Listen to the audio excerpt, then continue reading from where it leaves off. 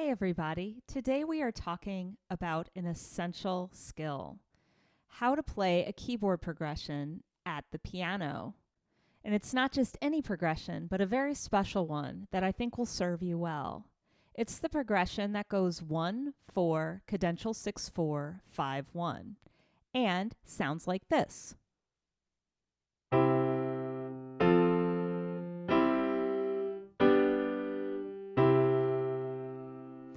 Our goal is to be able to play that progression not just in the key of C major like I did, but in all the keys up to 3 sharps and 3 flats, including the relative minors. So to this end, I'm going to teach you the patterns involved in wiggling your fingers just so to make that pattern happen. And what's really cool about it is that it's the same physical gesture no matter what key you're in. So you can use kinesthetic learning. You can use your body to help you learn this. It's also great because it reinforces voice leading procedures that we are studying in music theory. So it's win-win-win. And it's a practical skill because let's say you want to sing a song and you want to get in the key. Well, you can play tonic or you could play a chord progression to really establish the key that you want to sing or play in. So it's a great skill to have. So this is what the progression looks like written out on the staff. You will notice I have color-coded what your fingers do.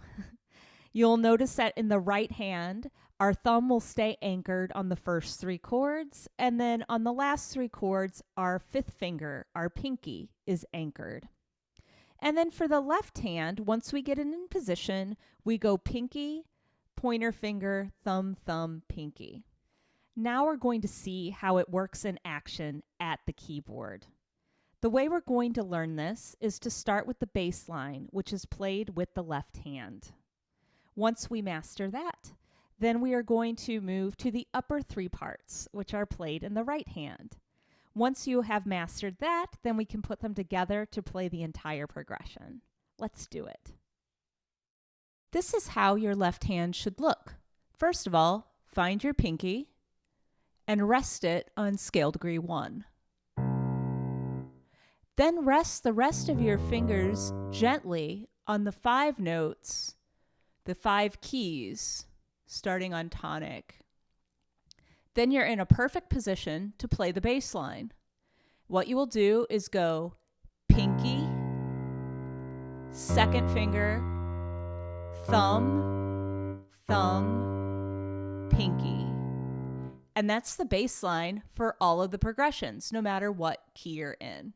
So master that first.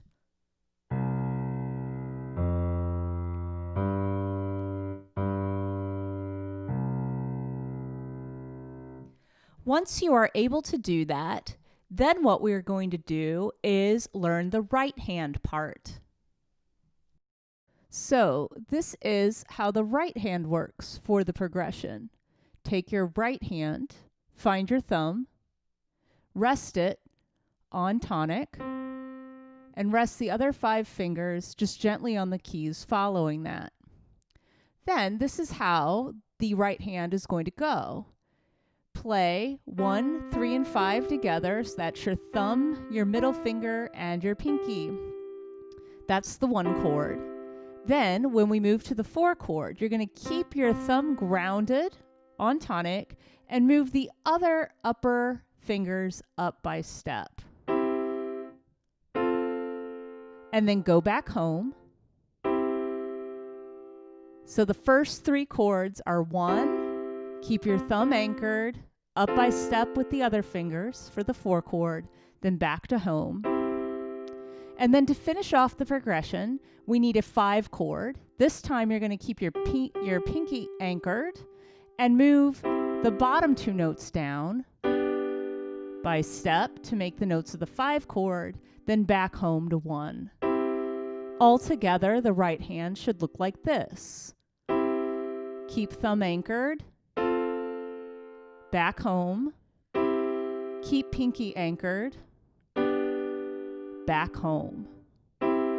It's that simple, and you can use that same shape in any key that you are in.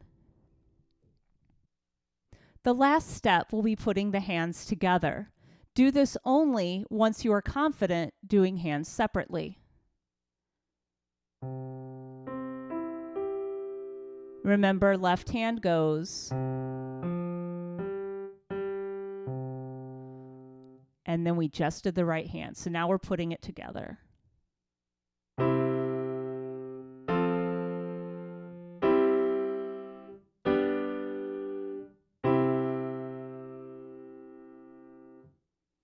And that's all there is to it. Now you can use that same shape for any key that you want to set up with a simple chord progression.